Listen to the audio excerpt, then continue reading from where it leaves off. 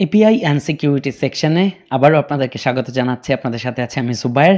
গত লেকচারে আমরা দেখলাম যে জেসন অ্যারে রিকোয়েস্টের মাধ্যমে আমরা zuba.php তে একটা হিট করাইছি আরকি। সো আমরা দেখেছি জেসন অ্যারে রিকোয়েস্টের সাথে বডিতে করে সে একটা জেসন অ্যারে নিয়ে গেছে। জেসন অ্যারের পেটের মধ্যে আসলে আছে একটা জেসন অবজেক্ট। এই তথ্যগুলো আসলে জেসন অ্যারে হিসেবে সার্ভারে চলে যাচ্ছে। নাও চলেন zuba.php কে একটু পাইনেট করি। কিভাবে এই অ্যারেটাকে আমরা ধরবো আমাদের PHP তে, সেটা এখন দেখার বিষয়। এই PHP ফাইলের মধ্যে আপনারা জানেন, এর আগের লেকচারে আপনাদেরকে বুঝিয়েছি সুন্দর করে যে আমরা ফাইল গেট কন্টেন্টস, এটা একটা PHP function, built in function, খুবই পাওয়ারফুল একটা ফাংশন, যেই ফাংশনের মাধ্যমে আমরা PHP ক্লোন / ইনপুট এই কমান্ডের মাধ্যমে আসলে যেই জেসনটা সে বডিতে করে নিয়ে আসতেছে সেই জেসনটাকে ধরছি এবং সেটা এই জেসন ভ্যারিয়েবলের মধ্যে রাখছি। পরবর্তী স্টেপে আমরা কি করছি, ওই জেসনটাকে ডিকোড করছি। সো এবার চলেন যে আমার যে জেসন অ্যারে রিকোয়েস্ট, এই অ্যারে রিকোয়েস্ট বডিতে করে কি পাঠাইছে বলেন তো? সে আসলে একটা জেসন অ্যারে পাঠাইছে।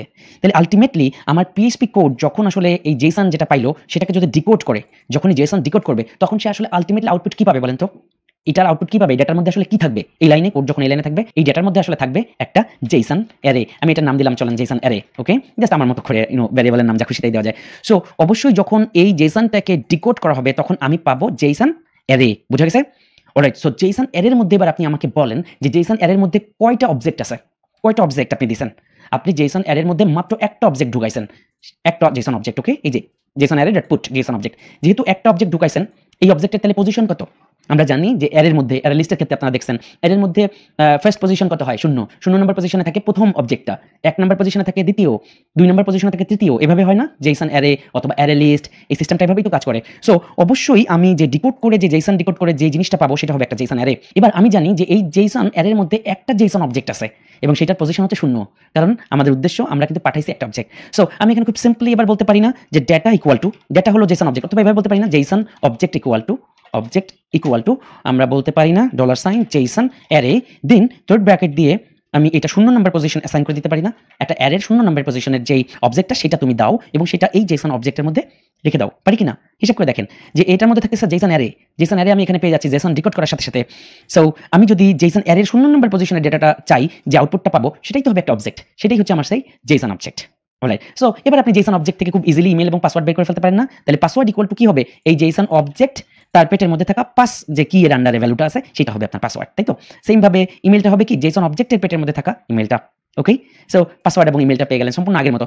এটাকে আমি যদি জেসন অবজেক্ট না বলে আগের মতোই ডেটা বলতাম, তাহলে আসলে দাঁড়ায় এই ডেটাটা হচ্ছে একটা জেসন অবজেক্ট, জেসন অ্যারের 0 নম্বর পজিশনে থাকা অবজেক্টটা এই ডেটার মধ্যে ঢুকে গেল। সো নাও এবার পাসওয়ার্ড ইকুয়াল টু ডেটার মধ্যে থাকা পাস কি এর আন্ডারে থাকা ভ্যালুটা, তাই তো? চলেন এবার আমরা একটু রান করে দেখি যে কি ঘটনা ঘটে। আমি একটু রান করছি। অলরাইট, সো এবার আমরা বাটনে ক্লিক করলে আমরা দেখতে পাচ্ছি একটা exception. So Jason exception value type success output your password is correct. So আমাকে আসলে আউটপুটও দিচ্ছে, আবার একটা এক্সেপশনও দিচ্ছে। এক্সেপশন কেন দিচ্ছে বলেন তো? ওকে, প্রবলেমটা নিশ্চয়ই আপনারা জানেন যে যখন আমরা জেসন অ্যারে রিকোয়েস্ট করি তখন আসলে এটা যে রেসপন্সটা আশা করে সেটা হতে হয় একটা জেসন অ্যারে, সেটা একটা অ্যারে হইতে হয়। কিন্তু আমাদের এখানে আদৌ আউটপুট যেটা আমরা দিচ্ছি সেটা কি আসলে একটা অ্যারে? না, সেটা আসলে একটা অবজেক্ট। সো আমরা এই সিস্টেমে এটাও আমরা সিজন 2 তে সার্ভার এনএপি এই সেকশনে দেখাইছি আই গেস। সো এখানে আমরা এটাকে অ্যারে বানাইতে হইলে দেখেন আমরা কি করতে পারি, সিম্পল আমরা কাজ করি চলেন, যদি পাসওয়ার্ডটা মিলে যায় 113355 তাইলেই কিছু একটা করুক, এলসটা আমরা কাটে দেই, দরকার নাই। কারণ আমাদের পাসওয়ার্ড মিললে আমরা আসলে অ্যাপসের মধ্যে ডেটা দেখাবো, আদারওয়াইজ সে কাজ না করুক, অসুবিধা কি? এলস দরকারই নাই ধরেন ফর এক্সাম্পল, তাহলে বুঝতে আর সুবিধা হবে। আর নাহলে আপনার মত মতো আপনি দিয়ে নিন। সো এখানে আমরা একটা টেম্প অ্যারে ধরেছি না? ভেরি সিম্পল, দেখেন এখানে একটা টেম্প অ্যারে, এটা আমরা ভিতরেই ধরলাম। এবার temp equal to array, temp হচ্ছে একটা অ্যারে, টেম্পের মধ্যে কি এবং ভ্যালু দিলাম আমরা, টাইপ দিলাম সাকসেস, টেম্প আউটপুট দিলাম your password is correct, your email is something like that. এভাবে আমরা সুন্দর করে বললাম, এক লাইনেই বলি। অলরাইট, সো সুন্দরভাবে আমরা টাইপ এবং আউটপুট টেম্প এর মধ্যে সেট করে ফেললাম। সো এখানে আমরা কি করতে পারি, আমরা উপরে আরেকটা অ্যারে ধরে আসতে পারি, সেটা হচ্ছে array, for example my array বা মাই অ্যারে, এরকম একটা কিছু ধরে আসতে পারি না? মাই অ্যারে ইকুয়াল টু অ্যারে কে আবার কল করতে পারি। সো আমরা যেটা করতে পারি যে এই যে টেম্প নামে যে অ্যারেটা তৈরি করলাম, এই টেম্প অ্যারেটাকে মাই অ্যারের মধ্যে এবার অ্যাসাইন করে ফেলতে পারি ছোট একটা PHP কমান্ড দিয়ে, সেটা হচ্ছে অ্যারে আন্ডারস্কোর পুশ। ওকে, অ্যারে আন্ডারস্কোর পুশ, এটার ফার্স্ট ব্র্যাকেটের মধ্যে 2টা প্যারেট থাকবে। সো প্রথমে আমরা যেটা করতে পারি সেটা হচ্ছে আমার যে মাই অ্যারের মধ্যে আমি এই টেম্প অ্যারেটাকে রাখতে চাচ্ছি, তাই পরবর্তীতে আমরা দিয়ে দিতে পারি টেম্প। ওকে, সো টেম্প কিন্তু আসলে এখানে একটা PHP তে অ্যারে, বাট আলটিমেটলি এটা কিন্তু সেকেন্ড ব্র্যাকেট এবং সেকেন্ড ব্র্যাকেটের মধ্যে থাকে। আলটিমেটলি এটা অ্যান্ড্রয়েড সিস্টেমে যে এটা হয়ে যায় একটা জেসন অবজেক্ট, কারণ কি এটা কিন্তু একটা হ্যাশ ম্যাপের মতো একটা অ্যারে যার কি এবং ভ্যালু আছে, এই টেম্পটার কি এবং ভ্যালু আছে। সো আলটিমেটলি এই টেম্পটা হচ্ছে একটা জেসন অবজেক্ট, আর এই মাই অ্যারে যেটা ধরলাম এটা হচ্ছে ধরেন একটা জেসন অ্যারে। সো এটা হচ্ছে অনেকটা অ্যারে লিস্টের মতো। সো আমরা অ্যারে ডট পুশ কি করলাম, এই মাই অ্যারের মধ্যে রেখে দিলাম এই টেম্পটাকে। তাহলে আলটিমেটলি মাই অ্যারেটা হয়ে গেল আসলে একটা এমন অ্যারে যার পেটের মধ্যে আছে টেম্প অ্যারে বা একটা অবজেক্ট। টেম্প মানে হচ্ছে এখানে একটা অবজেক্ট হিসেবে আমরা ধরছি। সো এবার আমরা array.push যখন করে ফেললাম তখন আমরা বলতে পারি না echo json encode। সো টেম্পকে আমরা আউটপুট না করে আমরা বলতে পারি my arrow-কে তুমি আউটপুট করো। তাহলে আলটিমেটলি যে রেজাল্টটা পাবো সেটা হচ্ছে একটা অ্যারে, জেসন অ্যারে। কারণ একটা অ্যারে তার পেটের মধ্যে আছে টেম্প, টেম্পের আবার কি আছে কি এবং ভ্যালু। সো আলটিমেটলি ওটা একটা অবজেক্টের মতো আচরণ করে। নিশ্চয়ই এগুলো আরো ডিটেইলসে বুঝাই আসছি। সো আপনাদেরকে জাস্ট এখন আরেকবার কথা উঠলো তাই দেখা দিচ্ছি। সো আমরা পুনরায় আবার একটু রান করে দেখি যে এবার আমাদের এক্সেপশনটা যায় কিনা। আমরা দেখতে পাচ্ছি ইয়াস এক্সেপশন চলে গেছে। আপনারা যদি একটু ক্লোজ লুক দেন, আমি এটাকে যদি একটু আরেকটু করতে পারি। দেখেন প্রথমে এটা শুরু হয়েছে কিন্তু থার্ড ব্র্যাকেটের মধ্যে দিয়ে, দেখেন শুরু হয়েছে থার্ড ব্র্যাকেটের মধ্যে দিয়ে, যেভাবে একটা জেসন অ্যারে হয় আপনারা জানেন যে এটা সিজন 2 তে কিন্তু আলোচনা করে জেসন বানায় দেখায় বুঝাইছি। সো এটা হচ্ছে অ্যারে, এখানে শুরু এখানে শেষ, থার্ড ব্র্যাকেট এবং থার্ড ব্র্যাকেট। তার পেটের মধ্যে দেখেন type success output your password is correct.